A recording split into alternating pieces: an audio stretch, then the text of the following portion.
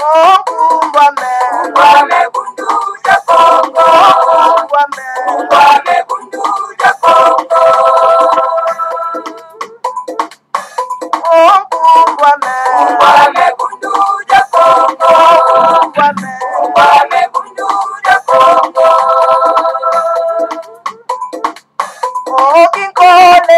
Kole kukongo ya mwenyika. Kisole ya tena mane mumbanywe. Kufuluza kanda ya Kongo. Kufuluza kanda ya Kongo.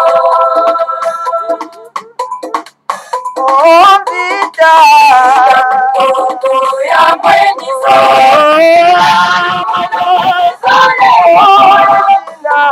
Ya tena mane mumbanywe. Mwana vita kukongo. Mwana vita kukongo.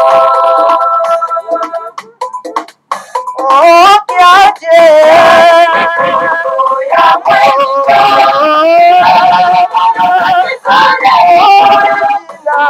Ya tena mane mumbanywe. Kanda ya Kongo. Kanda ya Kongo.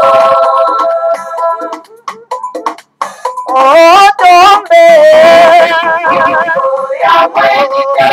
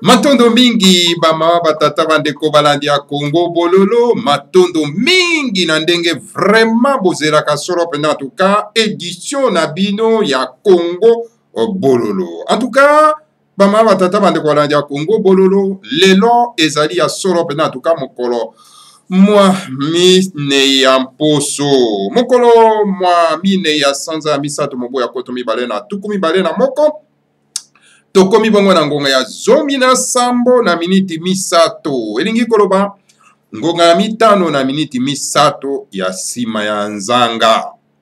Alors bama batata bandeko balandi ya Congo bololo topesi bino banso bayenge bambote pe balosako na bino banso ezali wa bino molobeli mbuta bopele bobala elingi koloba malamu koloba.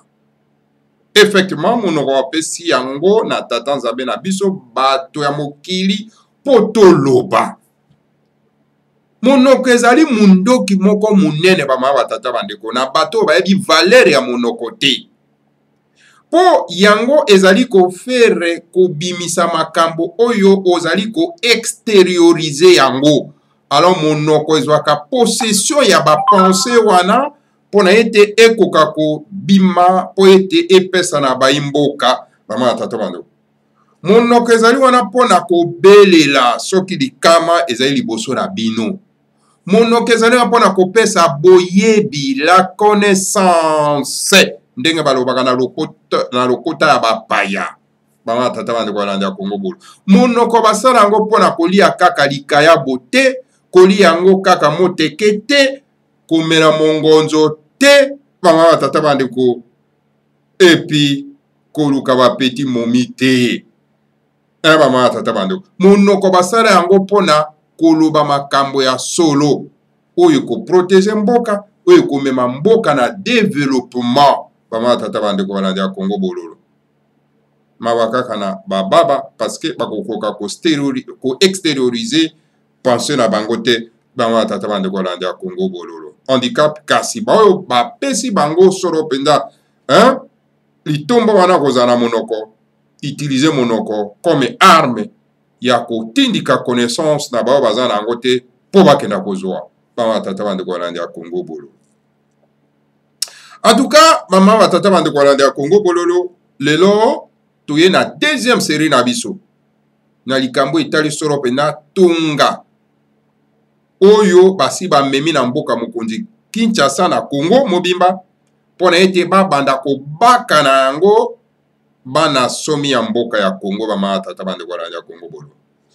Monsieur Tshilombo alias Félix Antoine na komba bapaya na ministre na ye ya santé na kombo ya Eteni Longonda, c'est un mongo je crois bien bandeko bako pesanga na commentaire donc ekolo na ye nini po biso toza na kati ya mboka ya Congo bato na bato baza na bikolo na bango bama tata bandeko balandi ya Congo bololo.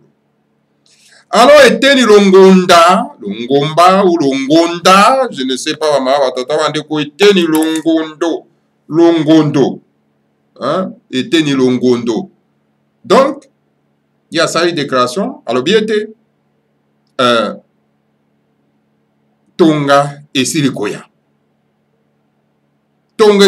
na kati na Congo po ba administrer na yango baimboka boyoka biso awa lelo na kati ya Congo bololo eza Congo bololo eza Congo sukalité biso toyaka po esepelisa bato te makambo ya solo esepelisaka mpe na yango bato te vérité esepelisaka na oyo babunga nzela te boyo balata fausses idées te.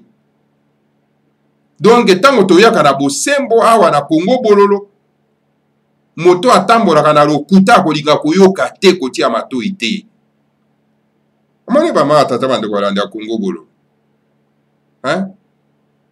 moto moko ayebisanga alobi Hippolyte Kanambe mwana tutu Rwandais mopaya ndenga ina Congo bololo okoki kosakana te bama tata bandeko me biso toya koyembela tokoki koya koyembela ejalelo te bama tata bandeko biso tokoyembela jalelo na moto azali na connaissance bwanya pe mayele oyo aza kobunda bitumba ya ere averso bama tata bandeko balandi ya Congo bololo esengeli bao nyonso bazo kotambola na lokuta to melisa bango Congo bololo bama tata bandeko sans koepane to koepana moto te bama tata bandeko balandi ya Congo bololo.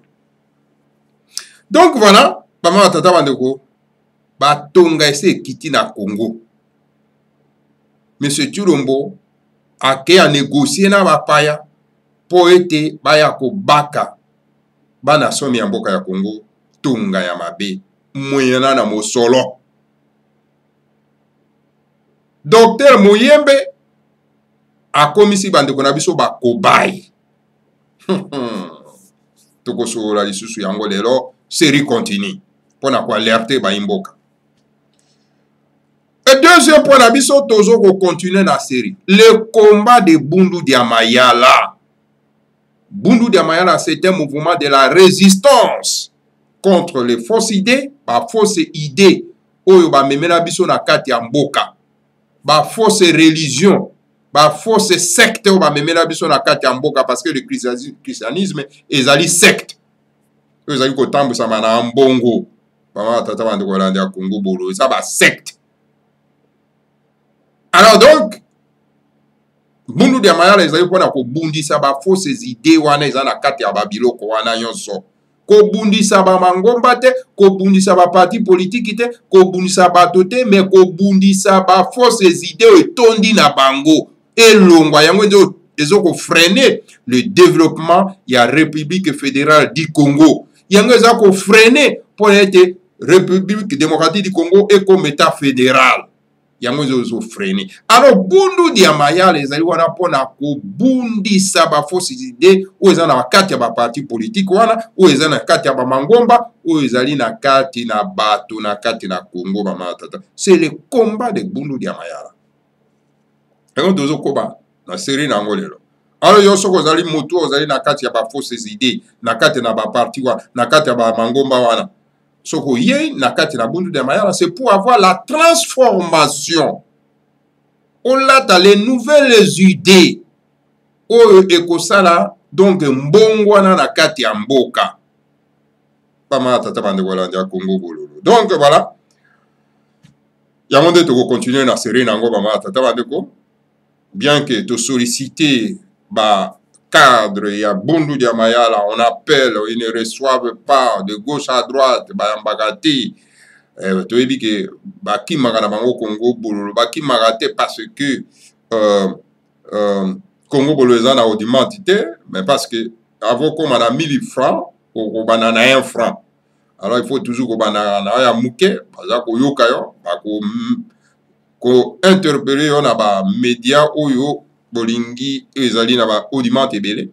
Alors donc bako yamba yo, mais il faut ko bandana no na oyo ya mukena. Donc voilà, bama tata bande ko la Congo bolo. Alors donc voilà, c'est ça. Oyo ba point ko traiter kaka mi balé na pourquoi na lelo bama tata bande ko la Congo bolo. Tozali solo pena en tout cas ko bandana no na mbela tozali kobelela tobelela kimbela yango lobi lelo toza ko recommencer yango. Le grand maître Nemwanda Nsemi tout mwana nzambe, le grand visionnaire Nemwanda Nsemi, c'est un grand visionnaire. Olinga na yo linga te, c'est un grand visionnaire. Soko tie tembe ou bien olingi kondimango te oza motema mabe koleka ndoki bama tata bando ozali motema mabe koleka ndoki soki ondimite que le grand maître Nemwanda Nsemi c'est un visionnaire. Yo politikayer oza na Congo, yo moto na mangombo oza na Congo, ozali motema mabe koleka ndoki bama tata bando kolanda ya Congo bolo. Le grand maître Nemwanda Nsemi, en tout cas, s'il n'était pas fort spirituellement, on ne pouvait plus parler de Nemwanda Nsemi aujourd'hui. Mende toza koloba na ye kaka à travers ma commune. Le grand maître Nemwanda Nsemi, ba gouvernement yo surtout eleki na kati ya Congo et maltraité ye ba ma tata bande wala na Congo bolo. À part Mbuta Kasavubu qui n'a pas maltraité Nemwanda Nsemi. Mais tout le reste, le gouvernement, surtout eleki, est maltraité. Donc, Nemwanda Nsemi. Kobana Mobutu, koleka na Kabila, koya koma na Hippolyte Kanambe, mwana tuti Rwandais Mopaya, avec son faux nom Joseph Kabila.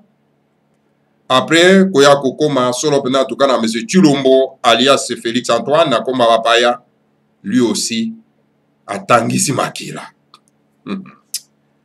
Ye sus atangisi encore lisusunde makila ya ntumwa.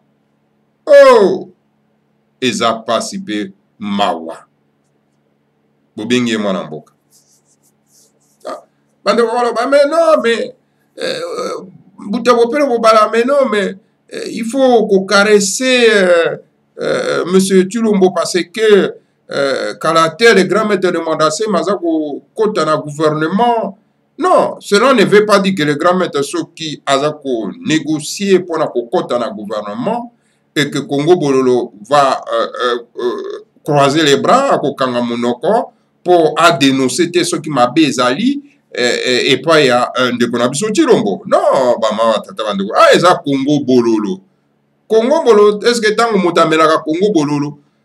Donc Bololo wana ilukaka moto ya mala moto ya mabe Bololo yo kanate. Bama tata Bololo eza kaka Bololo. Bama tata bandeko la Congo Bololo. Ce qui mabe ezali esengeli to belela yango ata ke ndenge bozali koloba kala mingi te na koyembela monsieur Chilombo Jalelo parce que le grand maître de Mandasemi aza kokoma solo pena ministre na gouvernement. Alors donc non, ça n'existe pas bama tata bande kolanda. Le grand maître de Mandasemi akokoma ministre na gouvernement mabeso ke ezali na kati ya monsieur Chilombo biso tokotika te ko dénoncer yango tokoloba. Alors, le grand maître de Mandasemi, le 24 avril, donc, Boyeba qui très bien, dengue ba élément terroriste et politique Kanambe, paye à M. Chilombo, ba keneki ko terroriser ye na kati na palais royal, et pas iwapi na intention ya ko éliminer ye physiquement. Lokola na Mindoki, ba kokaki ko éliminer ye te, il a fallu passer par la machette, ko kata ye na mutu, bo mona ki bino nyonso na ba image, donc, un innocent, kokene kokata yembeli innocent papa mokolo ya 70 ans kwaza ko bundela bino parce que vous êtes des ignorants boke kokata ye ko papola ye machette mama tata bande ko landa Congo. Quelle criminalité, quel terrorisme. Alors bon monaki makila ya ntumo esopani. Ah, le grand maître de Mandasemi c'est vraiment un grand cœur. Ha. So ki biso ba oyo hein to zanano vraiment na boye biwana makasi te vraiment mais et ça donc ikama donc affrontement bah ma tata bande ko landa Congo. Mais les grands maîtres pardonnez tous. Alors donc voilà ba memi grand maître ne Mandasemi na ipekin kuna balongoli ye bakene na Saint-Pépé bakosili kazali na bokono ya liboma parce que makambo aza ko bimisa eza ko lekela bango lokola bango baza na dimension ya le grand maître de Mandasemi te alors ba qualifier moto ya liboma esenge bakena ko traiter ye na hôpital ya Saint-Pépé ya bato ya maboma. Oye bibino moko wa matata bande. Et kuna ce n'est pas aller le traiter, c'est pour aller l'injecter batonga po comme moto ya liboma. Ils ont essayé, hein? Ça n'a pas marché. J'ai dit qu'ils ont essayé, ça n'a pas marché. Constat d'échec. Alors donc, Hippolyte Kanambe atindi mwana mosala na ye na kombo ya Kasongo. Kasongo, mwana mosala Hippolyte Kanambe. Mais M. Chilombo doit comprendre que Kasongo azali wana na volonté Hippolyte Kanambe. Aza ko servir antenne ya Hippolyte Kanambe. Mokonzi nyonso tout tanga yaka na bokonzi akomi asalaka nini? Alongoli bato nyonso tout prédécesseur na ye anomaki parce que eza ba antenne na ye a remplacer ye bango na bato na ye moko. Mais alors il est là M. Kasongo ou aza ko servir antenne ya Hippolyte Kanambe toujours là. Au lieu de penser à kolongola ye pour na ko kata antenne wana. Alors azotika wana mais peut-être pas sympathie à nous Kasongo, il pense que bon peut-être azali un Mourouba hein ba ma tata bande wala na Congo bololo. Alors on sait jamais. Alors donc voilà Kasongo bakei na ba élément terroriste na bango po ba kidnapper le grand maître de Mandasemi na Saint-Pépé. Alors constat d'échec. Jusqu'à ce que le grand maître de Mandasemi, échappé à la clinique universitaire, pas même la clinique universitaire. Oh non, azara bokono ya coronavirus. Pendant donc ba mois nakati ya CNPP batala baluka bokono ya nini ezalité. Boyebi kuna na CNPP makamoni ne lekaki kuna. Bama tata bande voilà, c'est le grand maître lui-même qui le sait et que mokomoso sa kobeta bino masolo. Et biso tellement que tout l'andaka le grand maître pas à pas tout est bien il s'est passé beaucoup de choses na kati ya CNP na kati ya clinique universitaire et pas wapi ils ont essayé d'injecter batunga ya bokono wana mais ils n'ont pas réussi. Constat de steak jusqu'à ce que Monganga Oyo atritaki le grand maître de Mandasemi nakati na clinique universitaire jusqu'à yakoya koloba ete en tout cas Nzambe oyo le grand maître de Mondase Masambelaka est plus puissant. Est plus puissant. Voilà le constat d'échec. Alors donc il a fallu que Zongsa le grand maître de Mondase mi la palais royal triomphalement. Tant qu'on va terroriser le grand maître de Mondase mi na palais royal, tout le monde qui va média ya Congo, entre autres, Lokuta na politique, Oyobobengi, Bosolo na politique, dirigé par M. Mutombo, alias Israël, Taratata Mobimbabwe. Oli alata kombo ya mboka na ye, hein? Kasai, to alata kombo ya mboka na ye Mbujimai, to kananga to ebite soko utana kananga obia na Mbujimai, mais ya zola tande kombo ya mboka abato mususu Israël. Voilà l'esclave qui veut parler la télévision. Alors donc, à quelque chose, la couverture médiatique qui batali san dengenini bazako kanga ennemi na bango bato bazai ba ignorant. Ok. C'est moto oyo aye pona ko bikisa la race bantou ou ezako ko vivre na misère pendant qu'avant de kita na kati ya mboka ma tata bando oye ko fungola bato miso. Alors bango ba média o ezali aki na ba ennemi ba ko sala couverture médiatique. Si quand le grand maître de Mondase abimi, non, ils n'ont même pas fait la couverture médiatique pour na kolakisa ndenga zongi na ndako, non, pas du tout. Alors il a fallu donc un ange oyo azali à côté à le grand maître de Mondase mi bande ko loba ndengi no benga un ange. Oui, parce que moto oyo azali ko servir le relais pour na kolakisa ba image pendant que les médias na kati mboka basali mosala yango te. Alors donc il faut to benga un ange qui est à côté des grands maîtres de Mondase. Donc tolobini nani mambote mbuta mambote grâce na téléphone na ye a confirmer a boakeli biso bilili tozo tala ndenge ni le grand maître de Mondase maza kozonga na palais royal. Grâce à lui qu'on a vu les images. Si lui n'était pas à côté, on ne pouvait pas voir les images parce que média mon côté qui n'a pas confirmé que le grand maître de Mondase maza bima tina ndenga komi na palais royal. Voilà bama batata bande ko balande ya Congo bololo.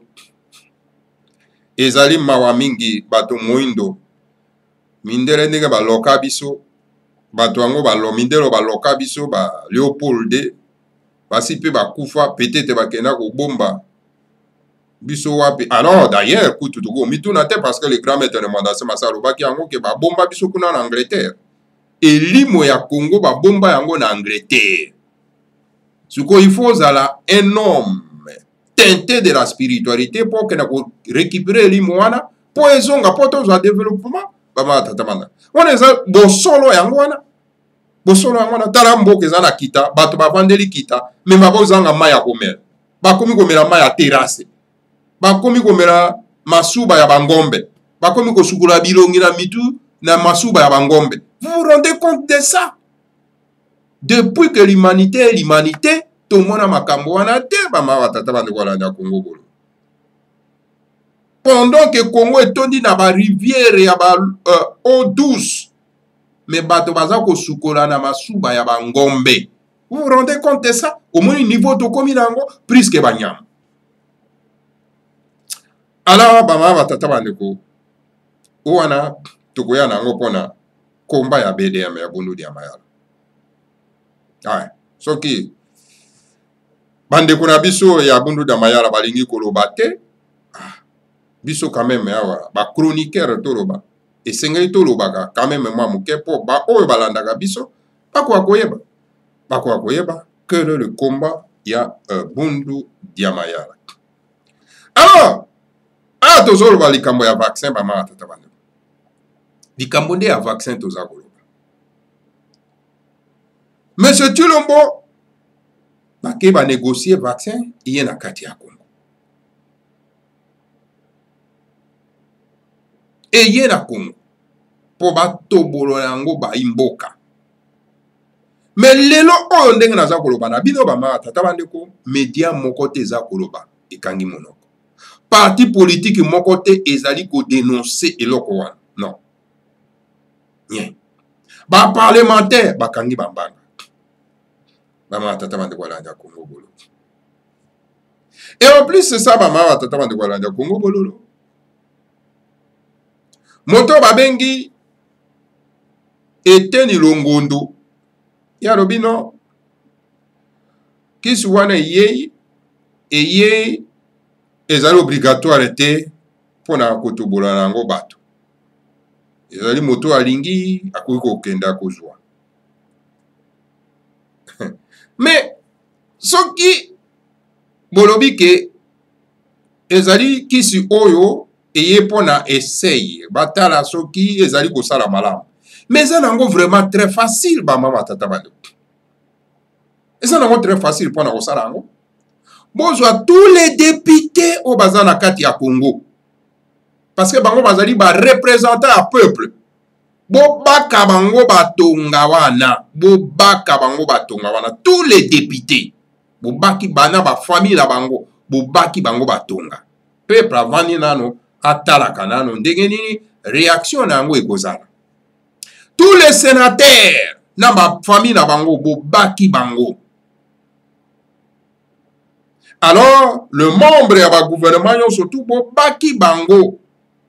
Alors, peuple avandi nano yatala nano. Mais pona nini boya nango botalisa miso na bino epa ya bana kelasi. Bama tata bande kolanda ko mo bolo. Et ça nango simple. Bo banda nano kuna. Et puis tonga yango tango boko banda yango na ba parlementaire o baza ba élu du peuple. Na ba sénateur, na ba membre ya gouvernement ezali donc ba oyo bakosala mosala ngo ezali ba minganga indépendant oyo ba minganga na bino te po bazwa tonga oyo ezangi kisi wana na kati ezaka na mopepe botobola bosala on dirait que boza kotobola tonga oyo keza yango te. Il faut ba minganga indépendant bazwi penza kisi yango oyo bomemi kuna bango bazwi batobola nango vraiment ba parlementaire ba membre ya gouvernement pe na ba sénateur botika nano peuple na biso à l'abri bama tata bande kolanda Congo bolo et toyebi yango ke bakosala yango te oyo Longonda Eteni Longonda lobi ke non yaza akokenda kozwa le premier mais alors nakoyebisa Eteni Longondo il faut un docteur ou un infirmier indépendant azwa penza kisi na kati ya carton yango azwi atie yango atoboli yo eza teke oyo bo préparer oyo bo lengeli oke kuna na kati eza yango te pona koluka ko persuader bandeko na biso ke ta Longondo Eteni Longondo soki mongo je crois bien alors donc azwi ok boyebi bien pamongo mosala bango lokuta bandeko ya lomboko ya bomboko voilà bama tata bandeko ya Congo bolo. Alors mon peuple na biso bana somi ya mboka Congo bofungola miso danger ezali liboso na bino. Quelle est la différence entre bino bao bolobi ke bozo kokamba ba imboka na ba terroriste? Quelle est la différence? Différence ezali ni ba terroriste baza ko utiliser les armes à destruction massive pona ko ba bombe ba mindoki ba arme pona ko boma nango bato. Mais bino boza ko utiliser lokuta kanyaka pona ko détruire votre peuple. Où est la différence? Vous êtes tous la même chose. Vous êtes tous les tueurs. Parce que balobi moto alokuta azali tata moko na ndoki. Azali tata moko na ndoki. Boza bandoki. Mama tata bande kolanda Congo bolo. Baza bandoki. Bato wana. Mais soki bolingi peuple wana te. Mais pona ni bozo ko se prétendre à ko diriger bango. Si vous n'aimez pas un peuple, il ne faut pas prétendre de le diriger. bato oyo badirijaka bato ezali bato oyo balingi peuple wana. Pama tata bande kolanda Congo bololo. Mais bino bolingi peuple wana te. Pona nini boza ko se forcer kaka par tous les moyens pour diriger bango. Et le Congo est le premier pays, balobi yango très bien pour la média, est le premier pays où est accepté et tonga wana et yana Congo pour baka nango bande kona biso ba mama tata bande. Toi qui zaka Léopold, c'est un génocidaire. A kata bande kona biso maboko, a introduisant maladie, il y a sommeil na kati ya mboka. OK. Toi qui sais bango parce que c'était la colonisation, parce que c'était bato ya loposo mosusu. Mais bongo sikoyo bango bakende. Et tala bande kona biso lisusu oyo bazali bato moindo lokola biso, ils acceptent lisusu tonga ya mabe ekota na kati ya mboka po bapesa yango baimboka. Mais na kati ya mboka, vous le savez très bien, ete bokono wana ezali kuna te. Sikoyo pona nini boko benga lo ya batonga wana po boya kotobola ngo bandeko na biso pendant que na kati ya mboka ezali te. Boza kolataka ba masque wana par la complaisance. Pona kolakisa bato ke boza kaka na kati ya zale wana ya lokuta. Bozo pesa ba chiffre ya lokuta. Oh bakoko na biso oyo bazana mokila molimo. Pourquoi détruisez-vous pas ces menteurs oyo bazali ko gouverner Congo? Nous vous demandons de détruire ba menteurs oyo bazali ko diriger Congo. Parce que sengeli ba payer prix na bango très fort ba ma tata bande kolanda Congo bolo. Likolo ya kanyaka et pourtant tos vandeli kita. Pona nini kondima mosoro ya libanda pona ete oya ko assassiner bandeko na yo na biloko ya mabe ba ma tata bandeko. Et to pesi sonne pendant na kati Afrique. Balobi bien que la République démocratique du Congo est le premier pays en Afrique où endimi soro pendant en tout cas tonga wane kota na kati ya mboka po ete ba toboro nango ba imboka ba bomba ba terroriser bango ba ma tata bandeko. Muyemba zo kopesa ba chiffre ya lokuta. Oh tokomi na chiffre boy. Oh tokomi na boy. Yo so wana lokuta. Mais yo muyembo kendaki kotanga. Ozali scientifique. Un scientifique. Pama tata bande ko walanda Congo bololo. Abimi na porte ya bato ya bwanya ya le seigneur a Congo. Ami yebite tala un scientifique akomi na ende moto ya lokuta. Un scientifique comme un moto à lokuta. Ok, un scientifique azali moto a hérité l'intelligence du Seigneur à Congo. Parce que le Seigneur à Congo a créé ce monde par son intelligence. Alors yo bimi na kati ya porte wana bato na mayele bato na bwanya. C'est pour ça ozali scientifique. Mais si koyo yo okomi ko utiliser l'intelligence du Seigneur à Congo na lokuta kopé ça va chiffre lokuta. Oh montagne matiboui, oh ekitiboui. Tout ça les chiffres imaginaires inventés de toutes les pièces bama batata bande ko aranda Congo bolo. Qui a dit? Qui a dit? Ezali mawa mingi bama batata bande ko aranda Congo bolo. Pendant que awa na mokati ya kati na mokili Maputo, le temps monte. Bazali kolakisa ndenge nini kisi wana ezali malamu te e bongo na bongo ba ma tata bande kolanda Congo. Yango wana tokenda nano soro pena en tout cas na ba mindele bango moko ndenge bazali koloba tokenda nano na ba ma tata bande ko na mondele oyo azali soro pena en tout cas ko pesa biso soro pena en tout cas explication ya likambo wana ba ma tata bandeko ya baksa ya nini ya tonga wana oyo bandeko na biso bandimi pendant que kune pa na biso bokonezali te bokoneza nde na mikili Maputo bangonde bato bazana besoin na solo pendant na tonga wana kama tata bande kolanda Congo Bolo. Monsieur, bonjour. Bonjour à tous. Voici la vérité sur le vaccin que le nouvel ordre mondial veut nous imposer à tous. Qu'y a-t-il au menu de ce vaccin? Voici un résumé des calamités du vaccin qu'ils veulent vous injecter dans votre corps. 4 fragments du VIH-1, le virus du sida qui donne aux personnes vaccinées le syndrome du sida et l'immunodéficience qui en résulte. Des séquences d'ADN du germe de la malaria qui donne le paludisme aux personnes vaccinées. 157 séquences supplémentaires d'ADN et de protéines, voire brevet US 8 243 718 B2, dont la présence et le rôle sont inexpliqués. Des nanoparticules qui permettront un contrôle définitif des personnes vaccinées grâce à la 5G. Le vaccin Shadox 1nCoV-19 qu'il souhaite injecter dans votre corps contient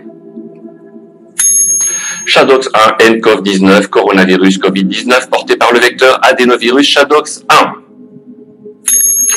Les nanoparticules décrites dans le brevet Microsoft PCT US 2019-03-80-84 qui permettront de vous contrôler grâce à la 5G.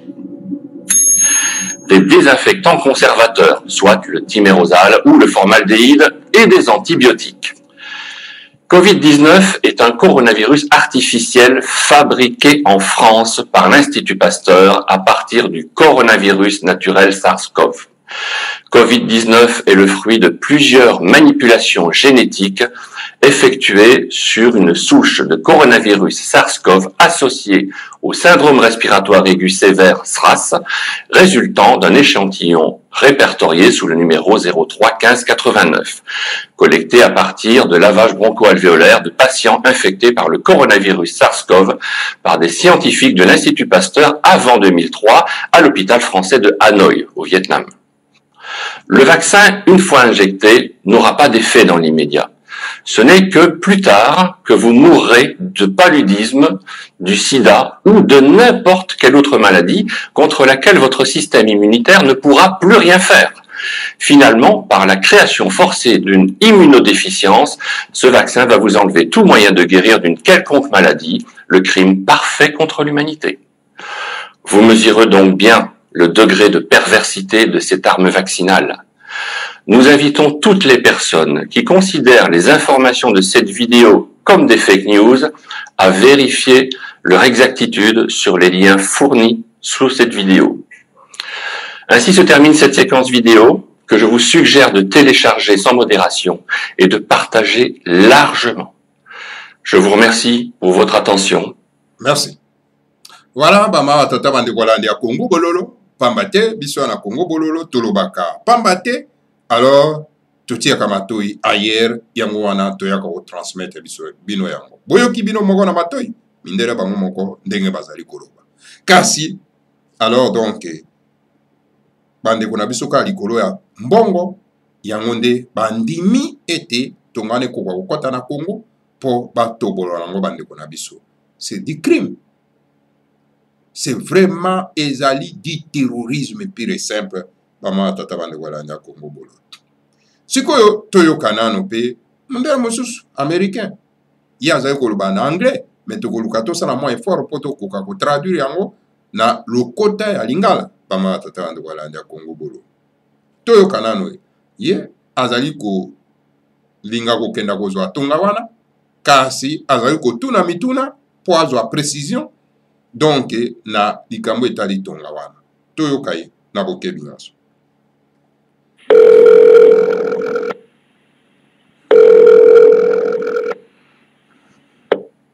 Oh, yeah, hi. If I get vaccinated, can I stop wearing a mask or, any mask at all, like 2 or even 1 mask? No. In fact, Dr. Fauci says you have to double up. Oh. Alobi boy, alobi soki nazwi tonga wana. Eske nakoki ko tika kolata masque mibalo bien masque moko? Alors, par répondre ye, alobi non.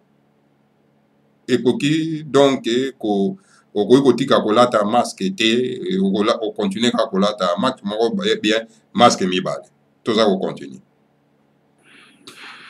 Okay. If I get vaccinated, will the restaurants, bars, schools, fitness clubs, and hair salons, will they reopen? And will people be able to get back to work like normal? No.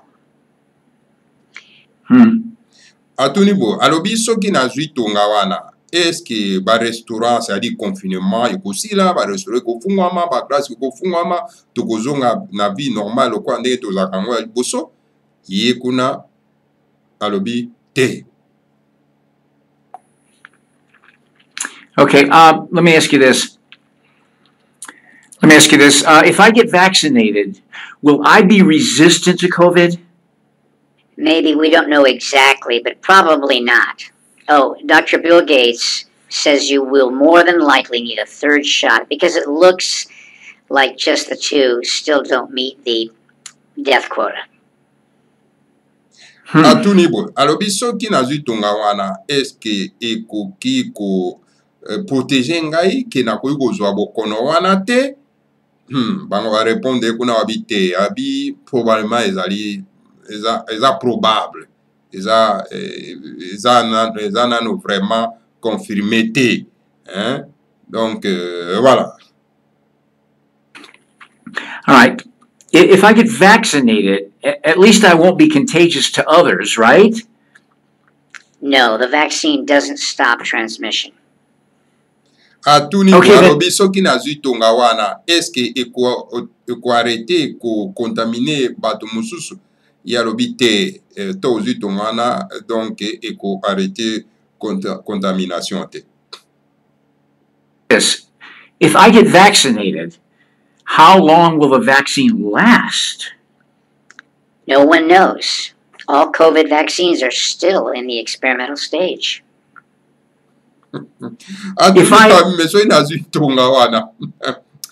Alors, sikoyo, ekozwa ngai combien de temps mpona ete ekoka solo mpena en tout cas ko réagir na kati ya nzoto abi non mais tonga wana toyebi te, donc eza na kati ya expérimentation, donc suite na yango eyebani nano te.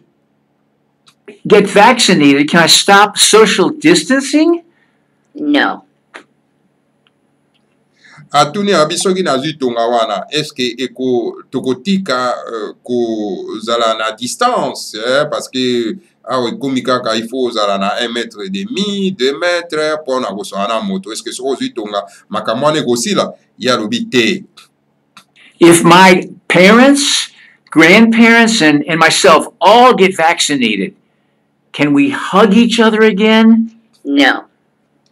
Atuni alobi soki nga nazwi tonga wana, na bandeko na ngai, famille na ngai nyonso bazwi tonga yango, eske tokoki sikoyo kozonga kozala na relation normale ndenge tozalaka liboso? Ye alobi te. Bayebisi alobi te. Can I ask you this? So what's the benefit of even getting vaccinated at all? Hoping that the virus won't kill you. Alobi atuni abi me sikoyo tina penda ya ko litomba nini ya kozwa tonga wana? Abi te be soko zwi te nini bokono wana ekoboma yo. Are you sure the vaccine won't injure or kill me? No. Are you sure? No. Oza penda sûr que vaccin wana donc ekoboma nga habité. Oza sûr habité. En tout cas, bama tata bande walanda Congo bolotoko. Bolimbisi bama tata bande ko bolimbisi. Are you sure the vaccine won't injure or kill me? No. Are you sure? No. If statistically the virus won't kill me, it's got a 99.7 survival rate, why should I even get vaccinated? To protect others.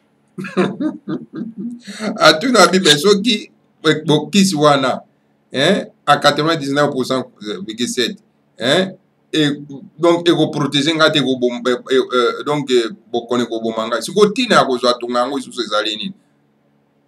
ezali pour parce que o protéger ba mususu.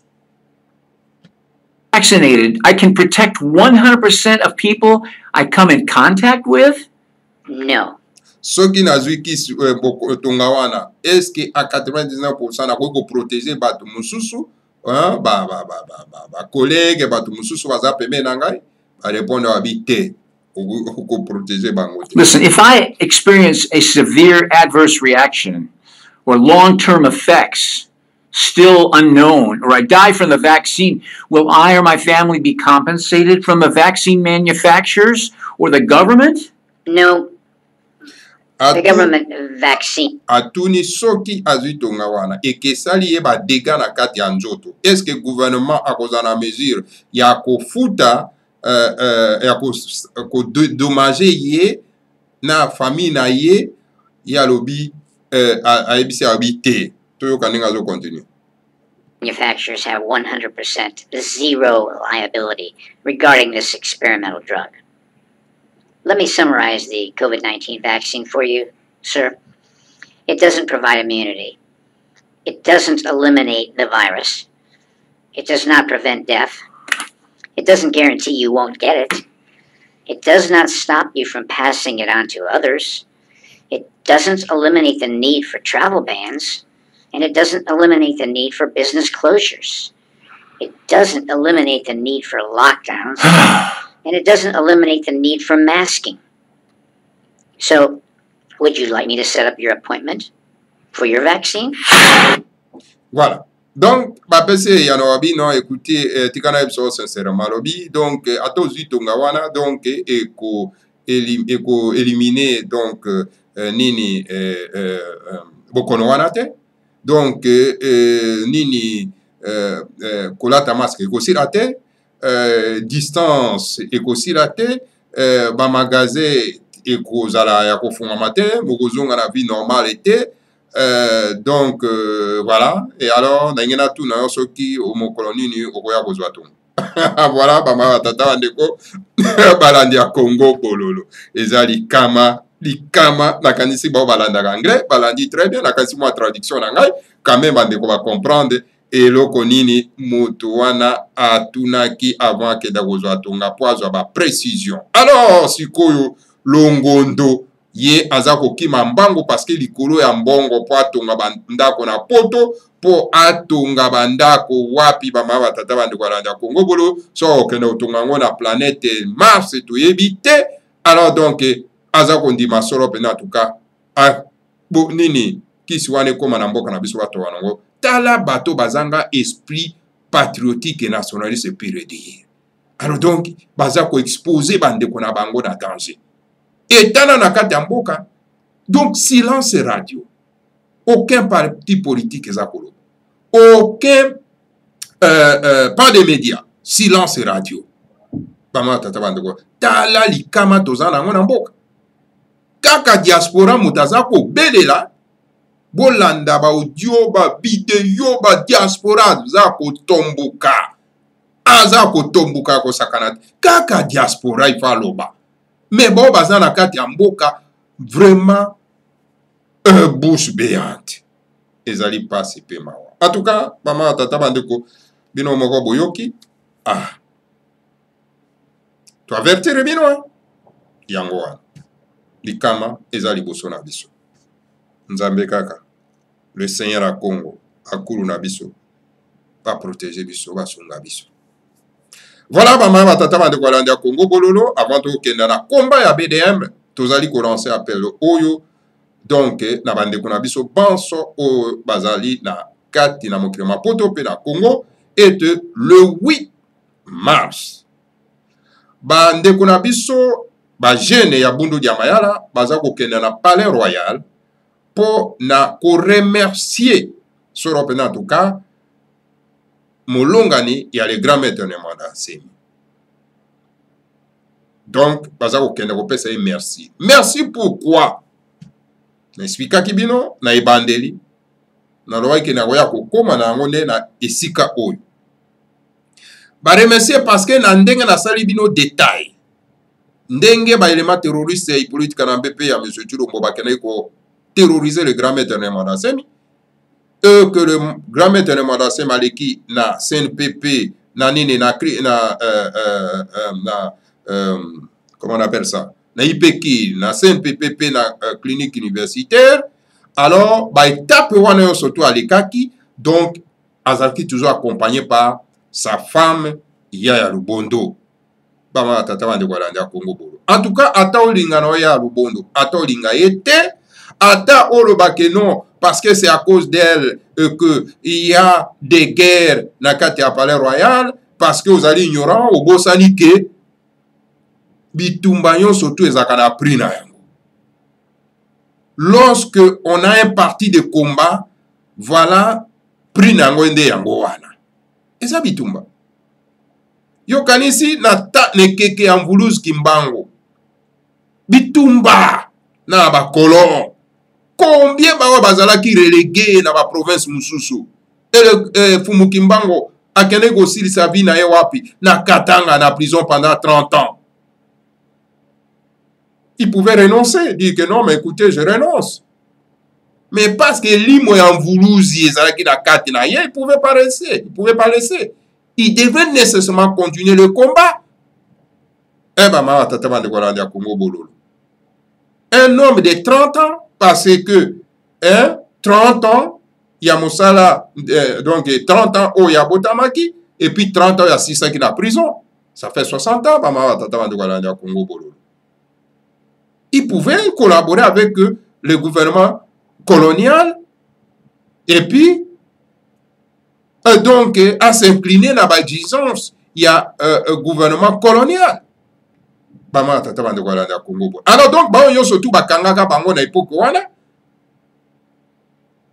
Beaucoup kolobate que donc bangonde babusaki Fumu Kimbangu pour que bitumba ezala, pour que bango bakenda ba reléguer bango na ba province mususu. Non, parce que bango ba kotaki l'esprit à commun à libération. Et bakimaki donc Mvuluzi Kimbangu te. Bazalaki toujours là jusqu'à ce que ba mususu ba reléguer ki bango boye biango très bien. Alors donc, voilà, aujourd'hui, c'est la même chose. Le grand maître Nemandasem mène un combat à libération à race bantou. Pendant que les autres mangent na ba occupant. Mais lui mène ses combats. Et là, ba arrestation wana, ba kidnapping wana et salemi. Et sa femme était toujours à côté d'elle. Bien que vous pouvez l'accuser de tout le monde.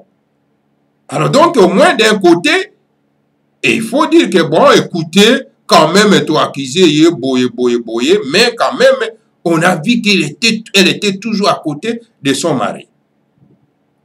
Hein? N'a pas moment difficile, n'a pas place difficile. Alors donc, les jeunes et Abundu Diamayala, ils ont manifesté cette bonne volonté d'aller remercier, la confronter. Donc, vous avez le 8 mars. Alors, Nayango, Isengeli, Baimboka, Balandi à Congo Bololo, Ba Oyo Balandaka, les grands maîtres de Mandasemi, ou Bazana, respect à les grands maîtres de Mandasemi. Alors, donc, beaucoup ont participé à la cérémonie wana, il y a remerciement.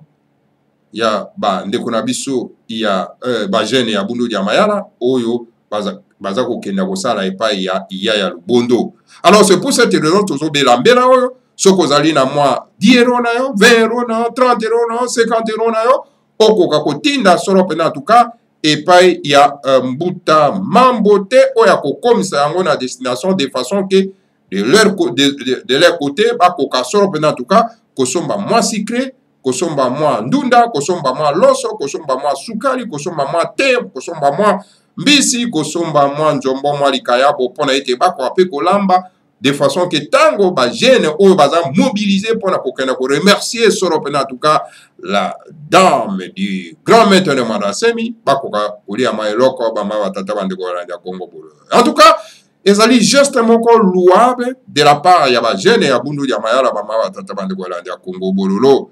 Donc, qu'on a remercier parce que il y a le Bondo continue toujours, il y a qu'à protéger notre leader né Mwandansemi. Donc voilà, Bama Tata Bandegolanda Congo Bolo, Yango, Tolinga qui sera en tout cas ko réitérer Yango lisusu na mokolo malero parce que awa tukokuta na bino lisusu sima ya 4 jours, hein, Bama Tata Bandego sima ya 4 jours nde tokoya ko susu kosala Congo bololo. Alors, toza kosukisa solo pena na komba ya Bundu dia Mayala. Tolobaki yango lobi, pe toza kokoba lelo. Tolobi, chaque parti politique a une idéologie. Et Bundu dia Mayala a une idéologie unique na kati ya République démocratique du Congo. Parce que c'est un parti politique de combat. Ezali parti politique à combat. Alors donc, le grand maître de Mwandansemi doit être entouré par les grands lieutenants, c'est-à-dire Bao Bazali, solo en tout cas, à guérir na idéologie. Bao Bazali a guéri na idéologie, Bama Tata Bandegolanda Congo Bolo. Donc, Bundu dia Mayala ezali parti, il y a Oyo Hakakuluka Mbongo te. Parce que ezali parti Oyo ezako pesa bato mayele ya sika. Mbongwana pona ete tokoka kobongisa na mboka parce que babongisaka mboka na niveau ya makanisi bama tata bandeko babongisaka mboka tango boza kobengana solo pena tuka makambo ya lokuta bama tata bandeko ya Congo Bolo. Alors makambo ya sike kwa koya pona ete tokoka solo pena kobongisa na mboka. Alors il faut oza na parti politique ou ezo mener combat wana. Ezali combat ya ba mindoki te, ya ba arme te, ya nini te, ya ba char de combat te, combat des idées, des nouvelles idées. Et le grand maître de Mwandansemi a tout donné comme les ingrédients, c'est-à-dire les armes, où il faut permettre de bande monabiso bazana kati na Bundu dia Mayala ba mener combat wana, donc combat des idées, pour na été to bengana ba fausses idées o etondi na kati na mboka na biso okokuta la fausses idées wana ekoti na ezali solo pena tuka na kati na mamangomba ezali na kati na parti politique. Alors il faut ko bengana yango pona ete ba nouvelles idées ekoka kokota na mangomba wana na kati ba parti politique wana de façon que ekoka ko émerger na kati na ba imboka o baza na kati ba parti politique wana pona ete tokoka solo pena tuka kotongana yango mboka bama batata bandegolanda ya Congo bololo. Alors ko caresser ces fausses idées ou ezali na kati ya ba parti politique wana ou ezali na kati ya ba mangomba wana ezali ko perpétuer donc la souffrance de notre peuple et puis la dégradation ya République démocratique du Congo otobengi la République fédérale du Congo bama batata bandegolanda ya Congo bololo. Donc voilà le combat de BDM. Un combat noble. Un combat difficile. Mais il faut toujours continuer à se battre. Jusqu'à ce que Elonga et Kokakoya Bama Tata Bandegolanda Congo Bolo. Donc, le BDM ezali ennemi à parti politique mokote. Ezali ennemi à mangomba mokote, ezali ennemi ya province mokote, ezali ennemi ya ba tribu mokote. Au contraire, BDM esengele kota na ba tribu nyonso tout, na ba province nyonso tout, parce que BDM eza ko incarner donc les nouvelles idées pour la construction de l'Afrique nouvelle. Ceux qui combattent BDM, la plupart sont les étrangers. Ce sont les étrangers. Parce que les étrangers veulent à tout prix, et à tout moment bien sûr, que la situation que la République démocratique du Congo traverse aujourd'hui puisse continuer d'émérer, afin que eux puissent continuer à régner sur le peuple de la République démocratique du Congo. Alors donc, ils considèrent BDM et Bundu dia Mayala comme un parti politique dangereux pour eux, et les ignorants dangereux qui sont dans ces partis politiques dominés par les étrangers c'est-à-dire les Congolais, qui sont dans ces partis politiques et dominés par ces étrangers, alors donc acceptent aussi de considérer Boundou Mayala comme un parti politique dangereux, un parti politique tribal, un parti politique donc compliqué, etc. Alors donc, voilà, biso na kati ya Congo Bololo, et sengeli ko relier les messages ya Boundou Mayala. Pour ko lamusa ba imboka ba ma tata bandeko. Pour ba prendre conscience des les bienfaits oyo ezali na kati ya Boundou Mayala ba ma tata bandeko la Congo Bololo. Parce que ba média na kati ya Congo loko les ali ba média moko inféodé, corrompu, à qui n'ose pas na cause ya bapaya. Donc bango pe bakoti na likopa ya ko diaboliser Boundou Mayala. Ya ko diaboliser Boundou dia Congo bama batata bande ko landa Congo Bololo. Voilà, tina oyo biso esengeli kolobela tango iso Boundou Mayala bama batata bande ko sala la promotion ya Boundou Mayala, ko expliquer Boundou Mayala pour que bato baye ba le combat ya Boundou Mayala bama batata bande ko landa Congo Bololo. Donc le Boundou Mayala un grand combat à mener. Et c'est pour cette raison et sengeli donc bande ko na biso bazana kati ya Boundou Mayala ba bousculer les portes des médias. Ko bousculer les portes des médias. Et ko extérioriser la pensée, n'est-ce pas, il y a Boundou Mayala na baimboka. Pourtant bato bazali koyoka, bazali ko comprendre, alors parce que moto ayebi lingomba songolote, donc ako combattre yango sans kako koyeba valeur nango. Mais tant ko koyeba valeur nango abi ben non, mais j'étais vraiment ignorant, dangereux ako combattre eloko malamu boy. Voilà bama batata bande ko landa Congo Bololo, et sengeli to continuer toujours ya kolakisa ba imboka le combat de BDM. Donc chaque parti politique a son idéologie. A son idéologie.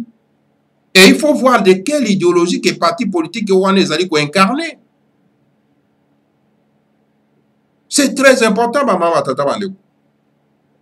Parti politique où ezali ko incarner une idéologie oyo ezali solo pena tout kana ba valeur morale et spirituelle na biso, où ezali ko défendre nos langues, nos cultures. Donc c'est un parti politique qu'il faut suivre pour le développement en mboka pour na ko bongsa mboka ba tata bande ko landa Congo Bololo. Donc voilà ba ma tata bande ko landa Congo Bololo en bref.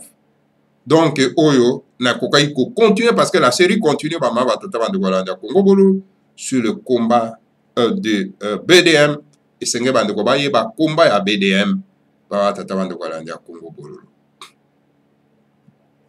Donc voilà, tokomi na suka ya manaka mabiso mapoko malaya ba ma batata bande ko tokokuta na bino encore sur ma 4 jours nde bokozwa isusu vidéo ya Congo Bololo. Donc voilà, Totiki Bino, solo pena na maboko ya Bakulu, que le Seigneur a Congo et Bakulu na biso, Bakoka solo pena ko protéger biso, ba protéger solo pena en tout cas les grands maîtres ne mandansemi, peut ba protéger solo pena la République fédérale du Congo, Ingeta, Ibobo et Ibobo, Africa. Mvuka yantimanti Afelika jampa di finamene tuwa Kabu dia bakeluba Uluzorora watanda wa kumbu tulendo Makanda mava kusama futu kayotama Osawe nina ninga masina makikulu Kongo dia futu kakongo Uluzorora watanda wa kumbu tulendo Makanda mava kusama futu kayotama Osawe nina ninga masina makikulu Kongoja ba kongoja futuka Kongo Afrika ya Afrika ya Palina Tuwa Afrika ya Afrika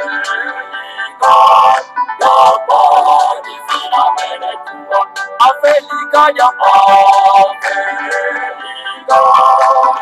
Afrika ya kweli na tungwa. Afrika ya kweli